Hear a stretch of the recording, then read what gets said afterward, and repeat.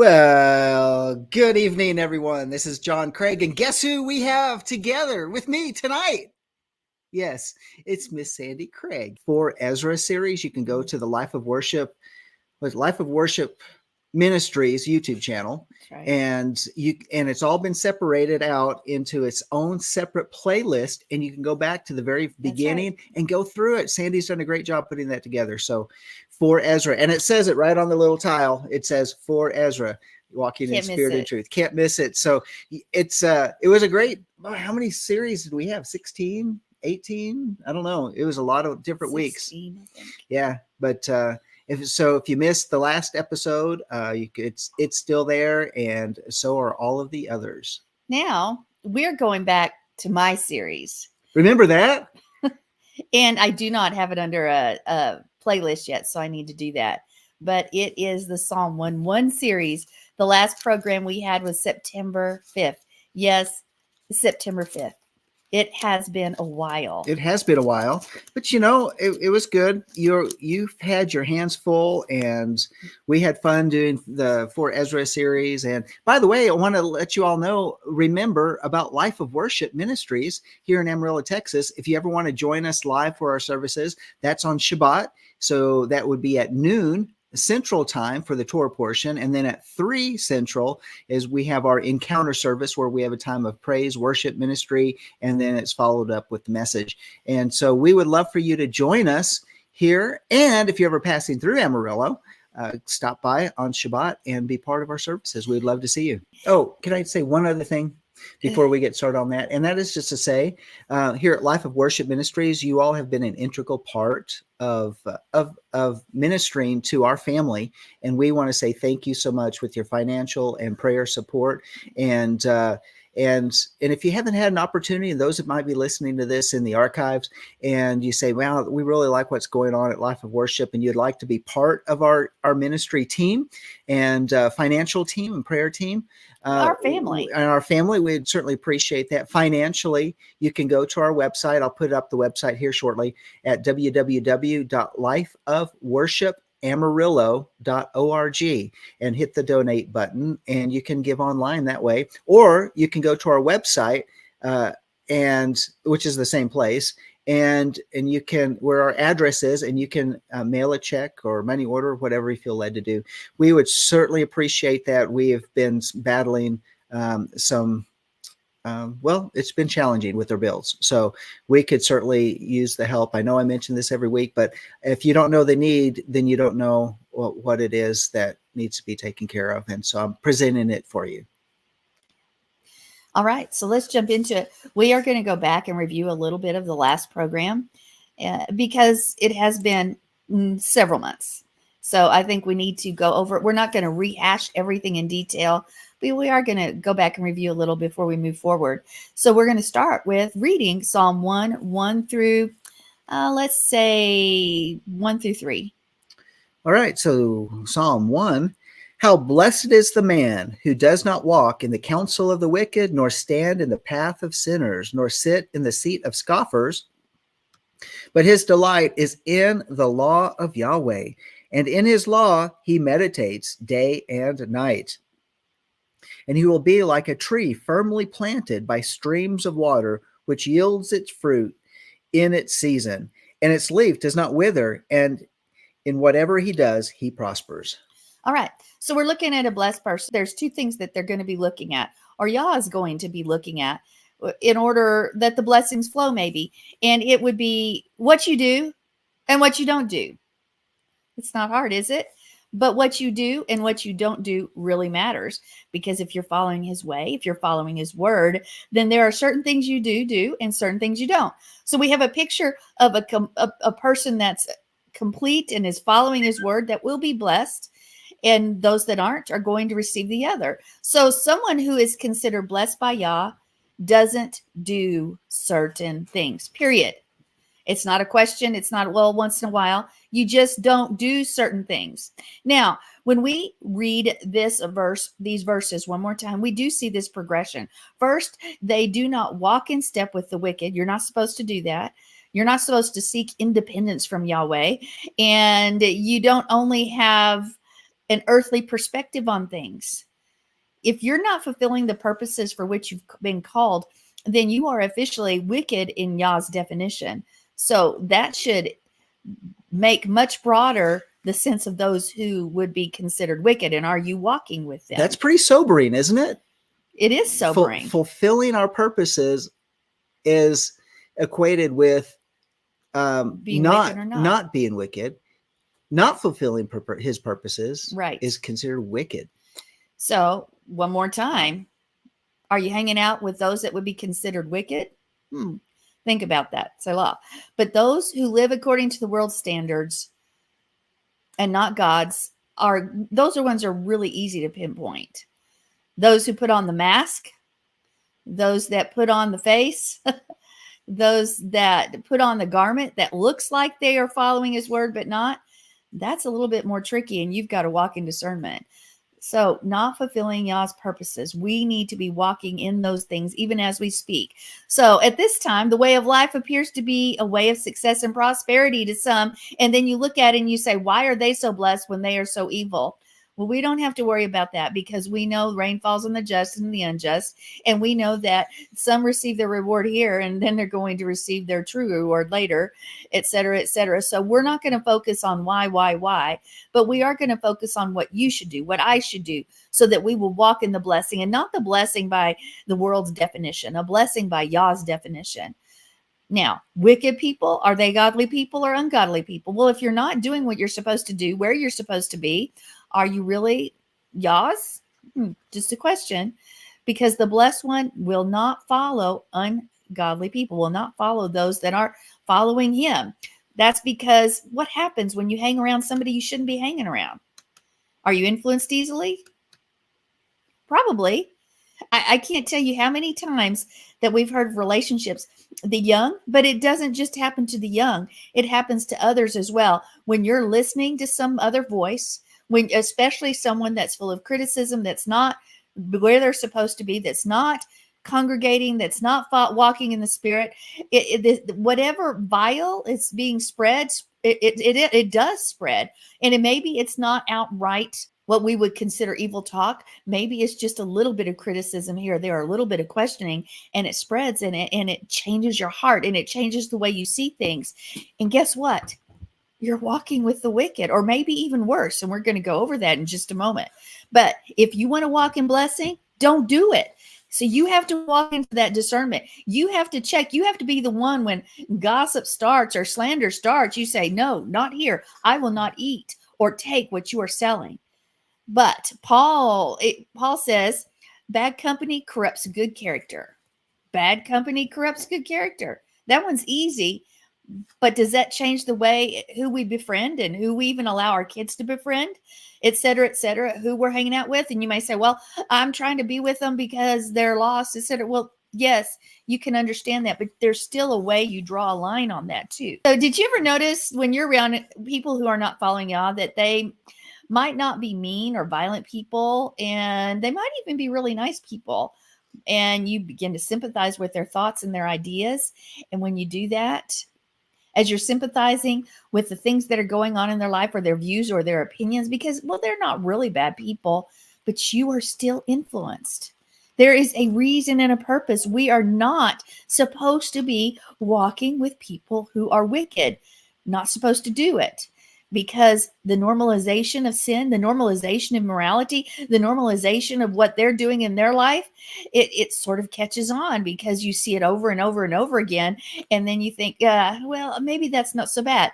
That's why you even see the desensitization of young people or old people alike that are playing video games, a little killing here and there, and you can't even differentiate the real from the fake anymore because you've become so desensitized to it. There's no tears at death. There's nothing at death. There's no remorse because you become desensitized by the very society that you live in. And we live that way. We live that way, unfortunately, and we are affected by it. We're affected by what we watch. We're affected by what we see. So would those things be considered wicked? I was just thinking about how in the community of the Ahad and the Qumran community and all of that, we've talked a lot about them in the recent past. And I was reading one academic paper, and they used a term I hadn't heard before, but it's community introversion. That the community was very, you would, another way to say it is they were very exclusive in who they were, but an introverted person is one who doesn't reach out of the shell. And so not necessarily that they were introverted people, it's the community did not reach outside of its shell except to do acts of good deeds, and where they help the poor and they help people in injustices and the widows and the orphans and all of that type of thing. But on the other side of it, they were very careful not to mix with what they would consider people that were represented the sons of darkness, as opposed to those that represented the sons of light. And in fact, if someone wanted to be part of their community, because they're saying, look at all the good deeds these guys do and what they're really part of, they went through an examination period of 3 years to determine that their desire was real. Because you can put on a show for a while. Yeah. And they would allow them to live with them, and then they would see if they would uphold and live to the community standards. And so I thought that was very interesting. It really kind of goes along with this thought about how we're not supposed to take counsel with the wicked, or we need to be careful about how close we can be influenced, because if we're an introverted or introversion, a community of introversion, the opposite, a community of extroversion, because we've always been told to be evangelistic. But how far has that gone in our culture today, especially in the society of grace, where they say grace, grace, grace, everything's covered, and you see people, and I understand needing to having a certain amount of gathering and or relationship with people outside of the community, outside of our communities, and yet we see that there ends up being such a mixture and a blending that people that attend services on their Sundays, but they're influenced by their Saturday nights and Friday nights because of who they participate with. Oh, we're just going out to the office for a few drinks, with everybody from the office. So not a big deal. We're just doing this, that, and the other. And hey, I'm connecting with these people. But we really need to look at it as, okay, is it truly a ministry? Is it really a time of actually positively influencing, or is just going to be part of the crowd? And it kind of makes you think, as you were talking about earlier, how are we fulfilling our purposes? Is our light really shining, or is the darkness, the soot from the darkness getting on us? And our Torah portions have made it very clear, especially what we just looked at in Tetzaveh, that you need to be shining that light. That is the garment which you should have on, the same as our Messiah. But when you go beyond the thought of just hanging around the wicked as people, and you go beyond it and think about, as Eddie was talking as well, about TV and social media and music, we are influenced by those. And if we are joining in with the wicked on those things, we think it just has to be people, but yet those things can act the same and can even have more influence on us. Those very things. So are you hanging around the wicked through social media, TV, movies? It's a question we need to ask. So can I throw something else out? And I don't have a complete grid for this, but I'm still trying to get the picture of this together. Maybe I shouldn't even say anything, but now that I've said something, you're saying, what are you talking about? We talk about, like, for example, the influence of the television within the home. And, when I say television, it may not be that you have cable or satellite, but it may be internet related or whatever it is. But what this person had said is sometimes it's not so much as what's being watched, but when the TV is turned off, what is coming through that screen, because they call it the black mirror. And so the black mirror, and you can think of remember the old fairy tale about, the mirror, mirror on the wall type of thing. And the influence of the mirror, what was that? Cinderella? Snow White. Snow White. Okay. Yeah, I even get those mixed up. But think in a, think of the mirror, and the and I'm thinking, what is it that they made? Why do they make the modern television screens black and very reflective, actually? But why do they make them that? What is it? What is it that's connected that may have a spiritual connection? Because so many things that we have in our society are related to extra dimensional connections, considering the things that they're finding in everybody's blood. And so that connects them. You say, well, it connects them to the grid, it connects them this way or the other. But how many things have been done on purpose that is actually more than just in the natural, but it takes us interdimensionally beyond our will, and we've been silently or brought into that or duped into that. So I throw that out there. It's worthy of more research and something to look at. But what is it about the black screen that seems to be so important? Well, I sure can't answer that. That's above my pay grade. But when we're talking about this, this a community of introversion, and we honestly, we want to have our walls, we want to have our protections, we want to make sure that our community remains pure, and as was exampled at the time of Yeshua and the time of those people that were looking for the coming of Messiah, and they were very careful about protecting that community, and they would do that on an individual basis so the community would not be influenced. So each person held up that same responsibility, and if they didn't, they would have to leave that community. And so some things to think about. Well, maybe that's why we are a brother's keeper. We should say, hey, are you sure that's the best idea, or is that the best thing to do, or the best people to hang around? Unfortunately, people don't want to be influenced or corrected or even questioned by other people, so they immediately take offense, et cetera, et cetera, et cetera. We're not going down that road, but we are going to the next progression as we have seen it and as we have discussed already, because we are what are we doing? What's the next progression? We're going from walking to standing.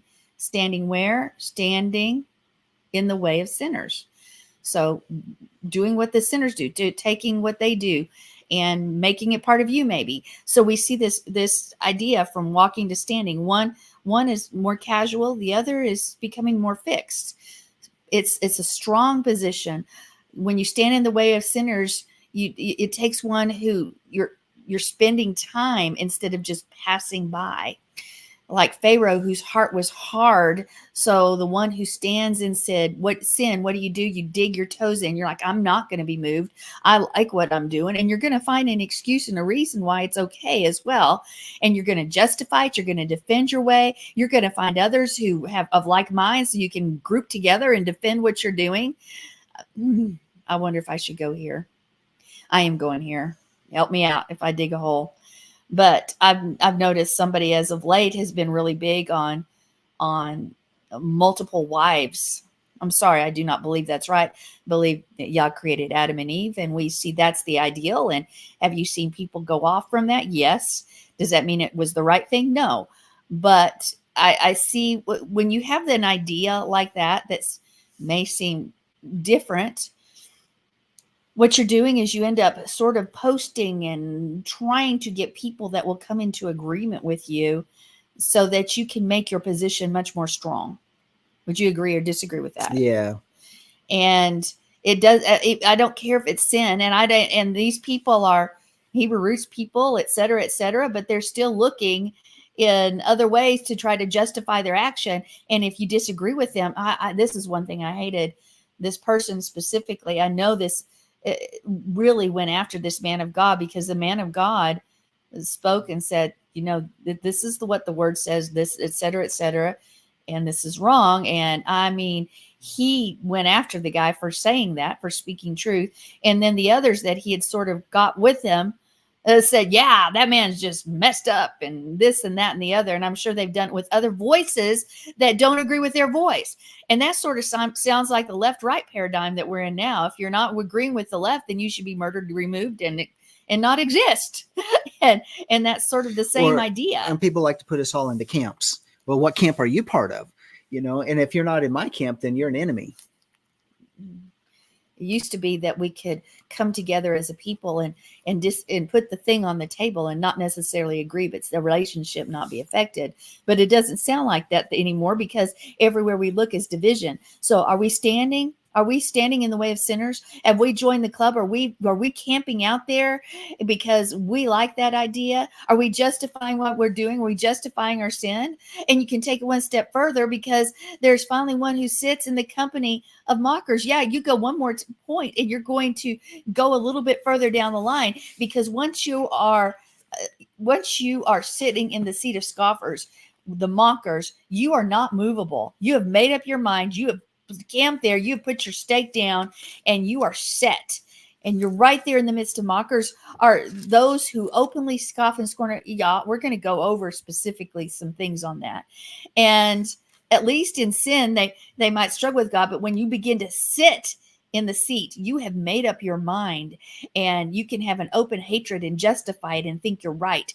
An open hatred for Yah, open hatred for those of Yah, or the things of Yah, the truth of Yah. If it opposes what you want because you're on the throne in certain areas, then you are going to side with the enemy. You think you might be in one camp, but you're really in another camp. That whole thing, I want to go back to, nor stand in the path. Mine says the path of sinners.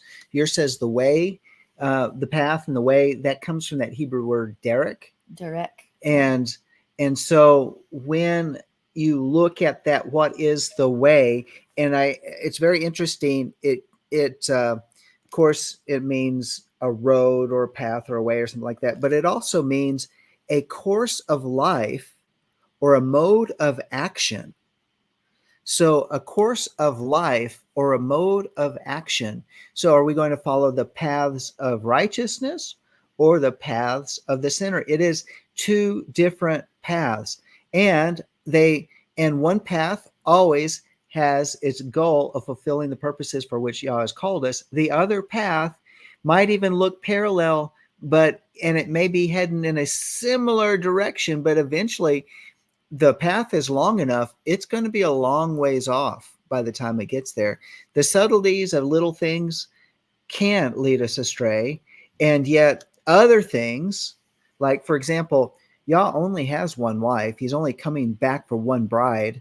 And that's the example of the husband and the wife, the bridegroom and the bride. And so that's where we have to go back, and we have to even question what that person was saying and has been arguing, and those people that would join in that camp. But we're not. It's not just. But I'm not talking. Issue, so. But what I am saying is what is the manner of life, the mode of life, the course of life, the mode of action that we take. In other words, we are not stagnant beings. We are in movement. We are moving one direction or another, and so if we're going to be on the path, it is a mode of action, a course of life. But think about it. The path of righteousness, it indicates that you're going down a path. But when you sit, you are abiding. You are dwelling there in that place, in that point, in that time, in that mannerism. And in this case, it's the seat of scoffers. It's a rejection of Yah. And truly to understand the word to sit, yashab, which is sitting or dwelling, it's actually an idiom from learning. And we did talk about this on the last show, I believe in September. But think about that. You are sitting with people that reject Yahweh, reject his word, or at least mock it, or mock parts of it. You're sitting at their feet instead of the master's feet, instead of Yah's feet, where we should come and drink pure living water. But instead, we're getting this vile, stagnant, poisoned water, and it's poisoning our heart and our mind so that we can't think or see clearly. And we're getting insight into the enemy's kingdom as we sit and we learn and we take on those garments that this other camp is wearing. So you're learning and you're growing in another direction, and that's not the direction of Yah. And you're not just sitting there and vegetating. You're actually partaking of, drawing it in. It really indicates when you're looking at this that you were at one point at one time, and now you're in this other point almost. There's been a shift in the way you think and act and believe, and this change has become permanent. or at least it looks that way without deliverance for sure.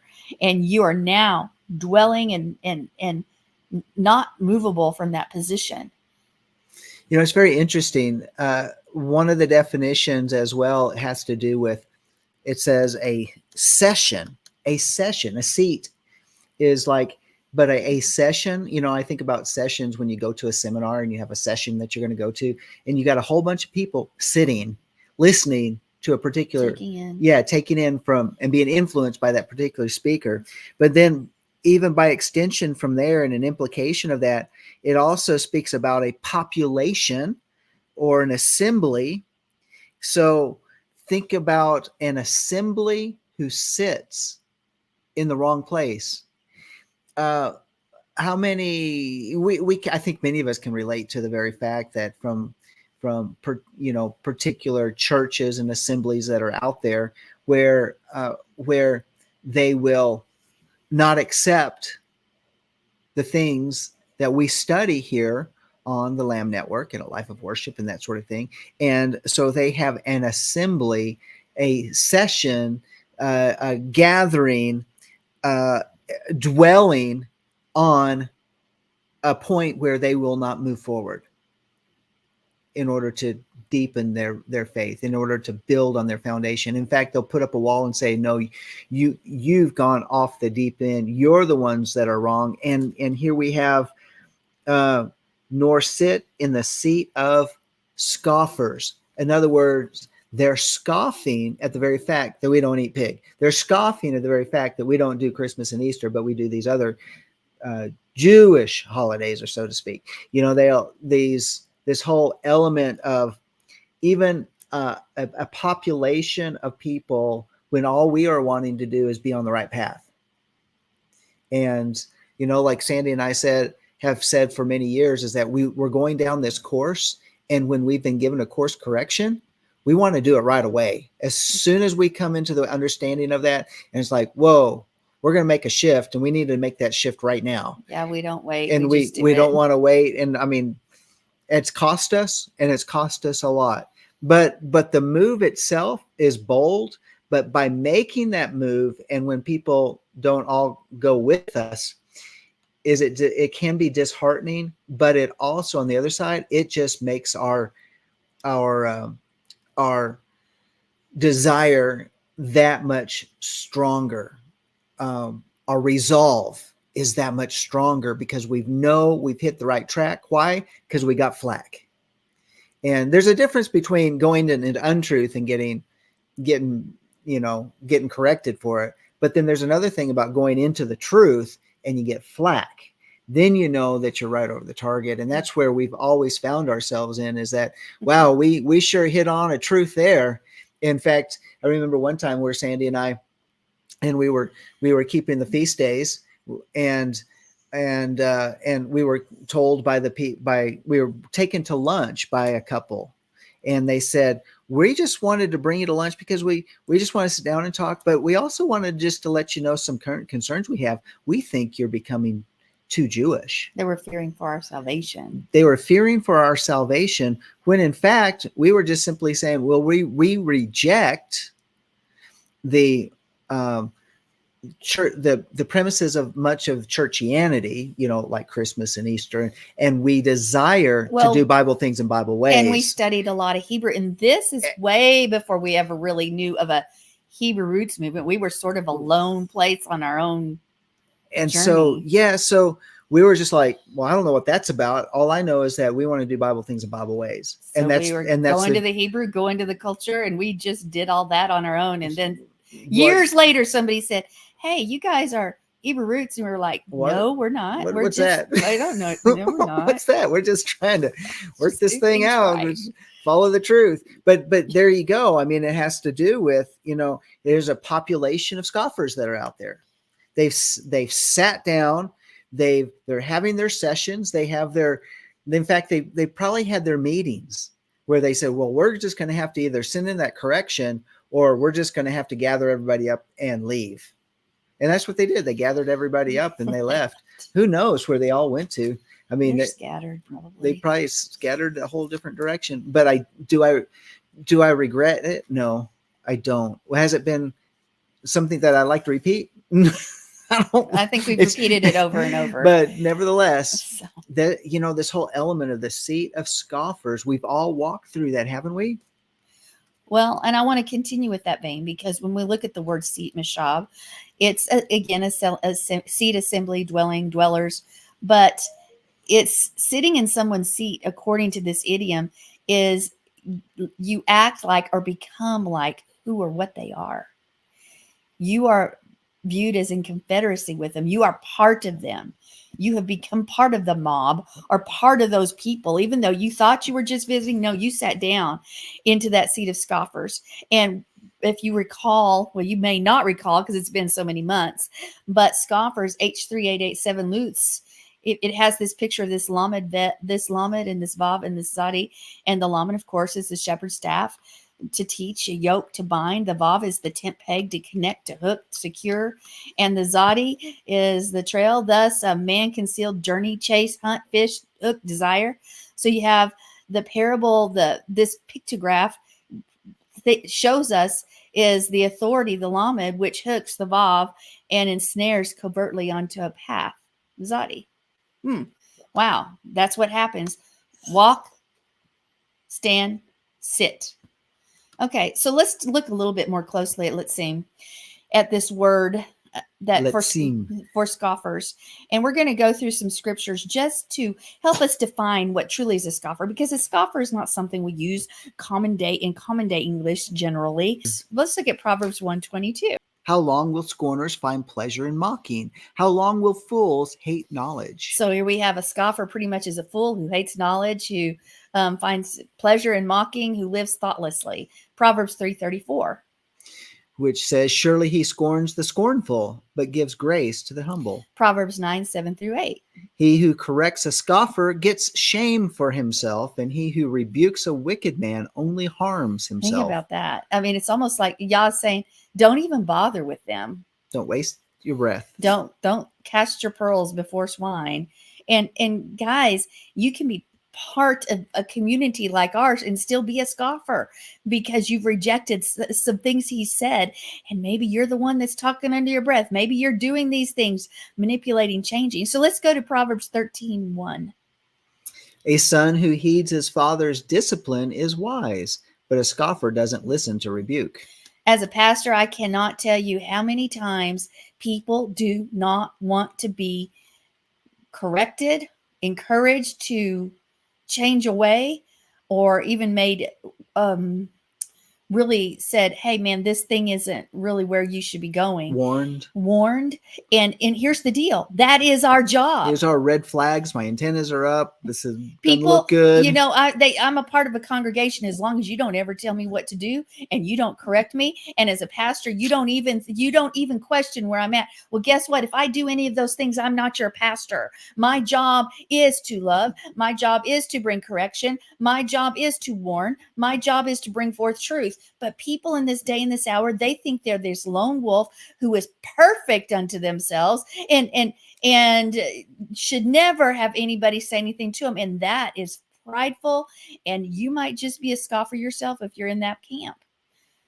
See, scoffer denotes this higher and more determined grade of wickedness than any of the wicked or the sinner. You're beyond those things, because you casually walked with the wicked, and then you had a more deliberate inclination for the society, and you started hanging out and standing with them, and then you just settled right there in association with them. So you have this building that you were doing in your own life, and you didn't even see the building, the steps that you were taking, but you were building a depraved character. You were building a character for another kingdom and not Yah's, because you have progressed to this last stage of really what it is. Let's be real, scoffer, wickedness. And when Yahweh, it's wickedness, period, because you just gone down this path, and it's not the path leading to Shalom. It's not the path leading to rest, Yeshua. It's a different path. And as we've said before, a scoffer is an ambassador. You represent evil. You're an ambassador for things in the other kingdom. Well, I just thought of something. How often, how often we find ourselves, even within our own families, trying to make decisions for our families. And there's what would be considered, according to Psalm 1, a scoffer, people that are not walking according to Torah, that are being the major influence that's making major life changes for us. And they are considered a scoffer according to the word, because they don't live according to Torah. And then if we allow that influence, that could influence us in a horrible, horrible way that'll affect the rest of our lives. It does, because this is really a description of the world, but it's also, we've got to be mindful. It's a description even sometimes for those in our midst, because he who casually and accidentally walks with the wicked and listens to the counsel will soon learn and place themselves in their way and wait for them, desiring more and more to be with them, because we open the door. And when you open a door, even if it's the slightest door, Hasatan's going to go in, and that demonic stuff, that attachment stuff, is going to have a desire for that. And so you begin to have that desire. And ultimately, you are identified as one of those who is, because you have become the scoffer yourself. You've indulged in the depravity. You've indulged in that other way of life, a way contrary to Yah's word. And you're living there. You're stuck there. You're seated there. You've put your stake down, as we said before. Isn't that like what we've talked about in the past about reducing ourselves to the lowest common denominator? Mm-hmm. When you use that phrase, you throw a bunch of kids in a room, and you can have a whole bunch of good kids and one bad kid, and all of the good kids will start doing what the bad kid is doing. They'll all tend to go towards the wicked, as opposed to the wicked coming up and being elevated. And that's just, you look at any type of children's gathering, daycare, whatever, and you put them all together. Adult, it doesn't have to be. Yeah, there's going to be that. It's a natural tendency to reduce ourselves to the lowest common denominator. It's true. So let's continue with some more characteristics of the scoffer. Proverbs 14:9 is full scorn and mock at sin. Full scorn and mock at sin. All right. So does that surprise us? No. But scoffers, what do? They also, they hate judgment. They hate if you have a problem receiving correction, maybe even if you have a problem apologizing, saying sorry, or forgiving, then you need to look deep within, because you may be a scoffer yourself. It's very simple. I always go back to the pig example. For the very fact that people look at us saying, we don't want bacon, we don't want pork or pig of any type of thing, and they kind of look at you, or shrimp, they kind of look at you, what? And because why? Because fools scorn and mock at sin. You go to a restaurant, you say, I don't want any shrimp. I want this, but don't put the shrimp on top, or whatever. And they'll look at you, and who knows what they're saying back in the preparation area. But though it says fools scorn and mock at sin. And would you not call a person? So when we're trying to hold us levels of righteousness, whether it is eating, whether it's something that we do, something we don't do, because we're keeping to Torah, when someone says it doesn't really matter, it doesn't really mean that, or you're just taking it too far, fools scorn and mock at sin. And scorners hate judgment. And that's foolish too. A scorner is described as proud and haughty. And that goes back to what I just said. When you don't like to receive judgment, you don't like to receive correction, and you can't forgive, and you can't say, I'm sorry, that's pride, and that's haughtiness. And that's a characteristic of a scorner. And because you're incorrigible, you're past reproof. You find this pattern, this continued pattern of pride and refusing to forgive, refusing to do those things, because you planted yourself in another camp. A scoffer does not listen to rebuke, and that's Proverbs 13:1. A scoffer seeks wisdom and doesn't find it, but knowledge is easy to him who understands. That's Proverbs 14:6. A scoffer seeks wisdom, and he's not going to ever find true wisdom. And then Psalm 1:1, of course, is what we just read. And then you have this other thing, strife and contention. What happens? A good way to rid of strife and contention is to do what? To remove the scorner from your midst. Yeah, just kind of like the community of the Ahad. Yahad. Remove them. They was like, whoa, In well, this day and this hour, you don't fit. remove anybody though. That's You like, know? oh, how could you do that? And then we have in Proverbs 122 and Isaiah 29:20, judgment awaits them as they have delighted in their scorning. They delight in it.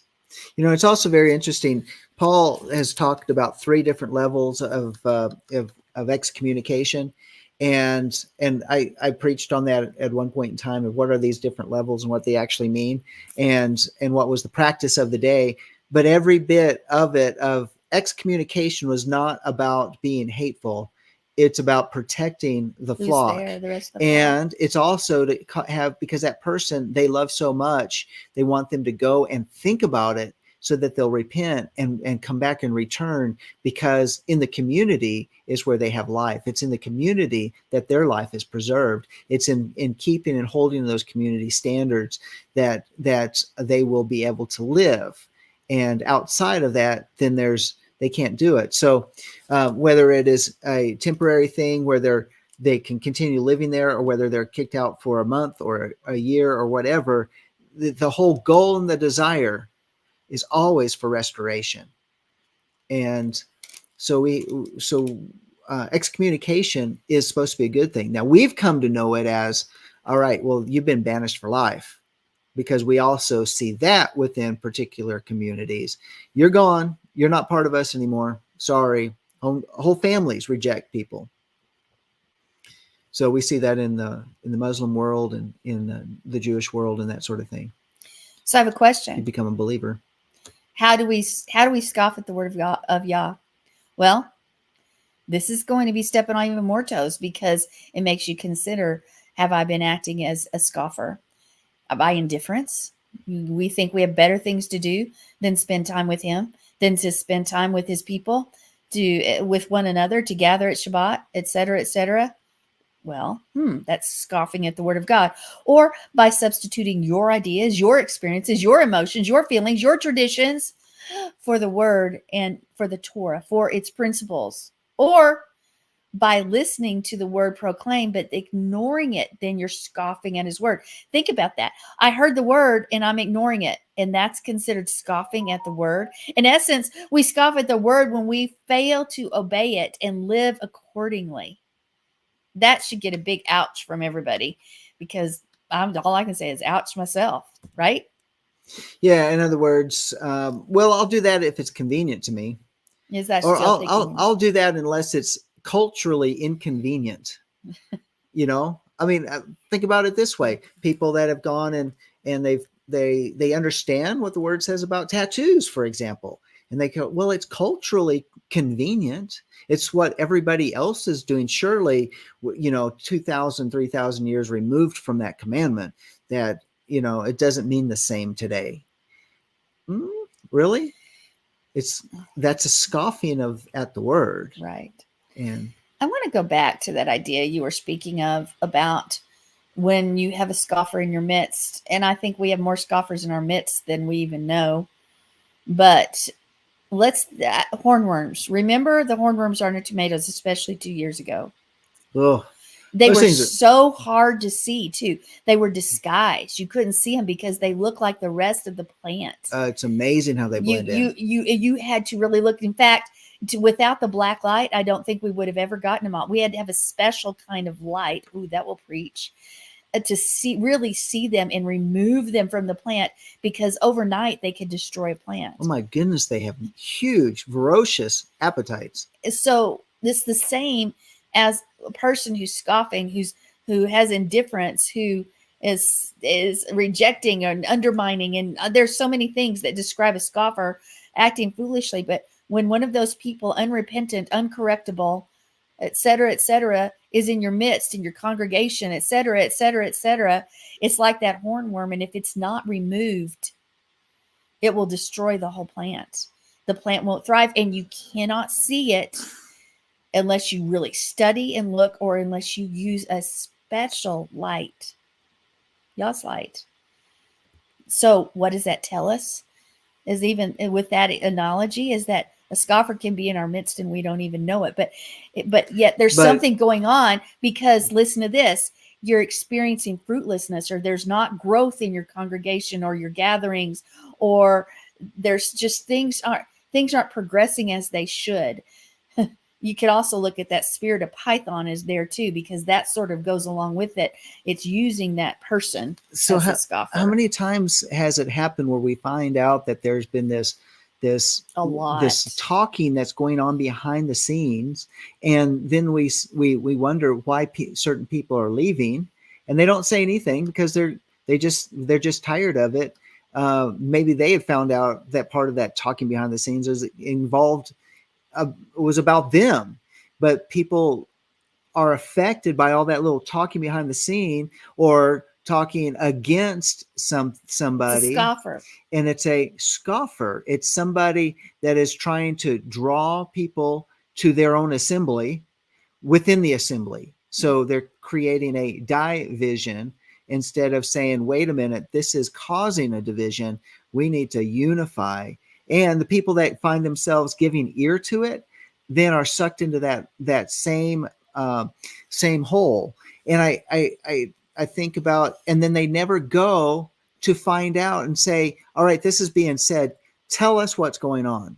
Tell us where, this is what they're saying, but I need to know what is the truth. But people would rather talk behind the scenes rather than have the courage and the boldness to say, hey, can you clarify this for me? Because I'm hearing this. And the point is, well, I don't want to say who's been saying it because I don't want to get anybody in trouble. But the problem is that when you have that type of talking going on, it's a cancer, and the cancer has to be, it has to have some good medicine. Let me put it that way. No, It has to no, be disagree. removed and it has to be Yes. plucked up and pulled out, and it needs to be healed. And if it won't be healed, then what do you do with the cancer? What do surgeons do? They cut it out. I think all cancer must be cut out, lasered out, or removed. Medicine, that to ever say medicine for cancer, I think is a misnomer. If it's disease must not exist in this temple, this tabernacle, this living, walking tabernacle. Only those things of Yah, every abnormal cell, a person, whatever, needs to be removed if it's bringing destruction. Not giving excuses, not done them that. You cut it off because it's hard. And it's hard to say, and you may not want to do it, but you cut it out. But here's what I really want us to get. I don't want us to be pointing the finger at somebody else. I want us to examine our own lives and say, hey, am I indifferent? If I planted my flag, here's some things people plant their flags on. I will not tithe. It's not for today. Wrong. I don't want to hear, I'll eat what I want to eat. I don't want to hear a woman talk, we could go on and on down the list. Or maybe you don't like something, so you're constantly biting, talking, and doing things like that. And as well as outright hating anybody with the word or anybody speaking the word or anything of Yah. We can go from one extreme to the next, but if we're going to examine ourselves, I think we have to look inwardly to see, are we playing the part of a scoffer in any form or fashion? Because if so, are we putting our own ideas and ways in? Are we listening to the word and then ignoring it? Are we playing the part of those that scoff at the word of God, or have literally made our decision over on a specific thing and are unmovable? Because where we examine first is our heart, that we're the only ones we can change. You can change you. You can't change anybody else. I can change me. I can't change anybody else. Sometimes, well, I would say, how many times does it happen that really we're the very core of the issue and it's not the other person? Mm-hmm. And we got to deal with our own attitudes and our own emotions about our own motives. That's what it is about being on the path. We talked about that. The life that we live, and what path will we be on? And I think this goes back to the very beginning, because I said it's all about what we do or not do is how we're blessed. So what does that say? We have to live a set apart life. We have to live that holy life because that is set apart. Why do the angels cry out, holy, holy, holy? Is Yehovah Almighty? Why? Well, because that is who he is, but we are part of him. He is truly set apart, unlike anyone else, anything else. And that's a great thing, but we have to live a set apart life. We have to choose to stay away from those things. We have to choose to live differently. And it's hard because we're bombarded with everything else around it. So where are we? This is a warning to you and I. Don't walk, don't sit, don't stand in the way of the wicked, in the way of the sinner, in the way of the scornful. Examine, look at our lives, look what's happening around us. Is there fruit of something else? What about ourselves? What are we hooking ourselves to? I could talk I have some more stuff. Anyway, what have we decided to hook up with? I wanted to we have just a couple minutes because I wanted to associate those who scoff at Yah's plan and ignores the counsel again, with Ephesians. Okay, one who does not walk in the counsel of the wicked. Ephesians 17. This I say, therefore, and affirm together with the Lord, that you walk no longer just as the Gentiles also walk, in the futility of their mind. Nor do you stand in the path of sinners. Being darkened in their understanding, excluded from the life of God, because of the ignorance that's in them, because of the hardness of their hearts. Nor sit at the seat of scoffers. And they, having become callous, have given themselves over to sensuality for the practice of every kind of impurity with greediness. That's Ephesians 4:17 through 19. Just doing that comparison. We could also go back and compare it to Lot in Genesis 13:12 through 13. And the idea of journeying eastward, walking in the way of sinners, journeying eastward, going in a different direction. And there's so much more that we can include, but that's the review, so we can get going and go forward with verse 2. I think it took us a long time to just go through verse 1, even excluding that amount of time that we've been gone from this study. But I hope you've enjoyed that review for tonight, and I hope it speaks to you. And it's a reminder we always need to be doing life checks on our own life. All right. Well, thank you for being with us this evening. On behalf of Walking in Spirit of Truth and Life of Worship Ministries, this is John Craig. And this is Sandi. And until next time, Shalom. Shalom.